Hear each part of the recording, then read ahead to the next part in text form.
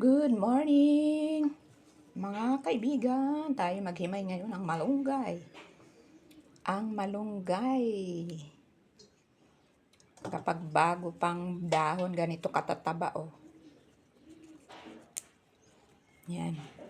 Kagandahan pag may sarili kang puno. Aakyat ka na lang. Ayan, oh, tataba, oh. Yan.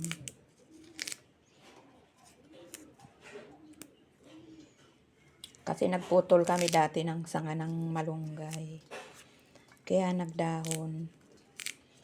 Kung may itak nga sana, puputulin ko na naman yung sangang mataas eh.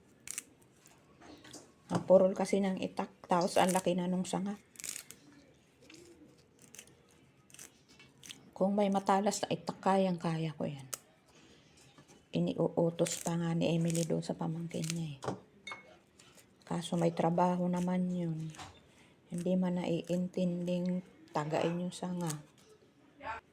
Tuloy natin ang ating tsikahan.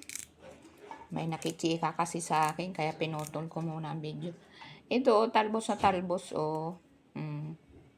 Kahit hindi na ito masyadong himayin, malambot pa naman siya. At iyang mga, ano na yan, magwawalis yan sa ating bituka. Totoo po yun. Akala ko nga, joke lang yun ang tsuhin ko nung araw. Sabi niya, huwag nyo na masyadong linisin ang malunggay kasi magwawalis pa yan sa tiyan natin. Bata pa ako, hindi ko yun nalilimutan. Sabi ko, ba't naman magwawalis yung malunggay sa loob ng tiyan? Hindi ako naniniwala. May nagpupukpuk kasi. Ayan, last na to. End na natin yan kasi maingay. Bye-bye! Thanks for watching!